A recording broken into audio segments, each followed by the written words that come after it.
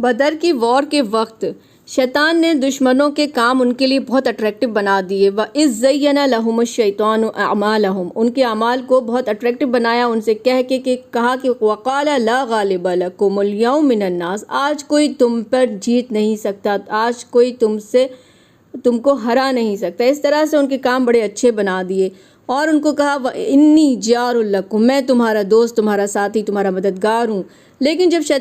شیطان نے مسلمان کے ساتھ دیکھا کہ مسلمانوں کے ساتھ تو فرشتے کھڑے ہیں، فَلَمَّا تَرَأَتِ الْفِئَتَانِ، جب اس نے دیکھا کہ مسلمان دو گروپ میں ہیں، فرشتے بھی ساتھ میں ہیں، نَكَصَ عَلَىٰ عَقِبَيْهِ، تو الٹے پیر وہ بھاگ نکلا، ڈر کے مارے بھاگا اور بول رہا تھا قَالَ إِنِّي بَرِيءٌ مِّنكُمْ، میں تم سے بری ہوا، میں تم سے الگ ہوا، إِنِّي أَرَىٰ، میں دیکھتا ہوں، مَا لَا تَرَوْنَ، جو تم نہیں دیکھتے ہو، یہ بولتا ہوا بھاگا۔ إِنِّي أَخَافُ اللَّهَ، مجھے اللہ کا ڈر ہے، وہ ڈر گیا اس وقت، وَاللَّهُ شَدِيدُ الْعِقَابِ، کیونکہ اللہ سخت سزا دینے والے ہیں۔ شیطان اتنی حقیقت جان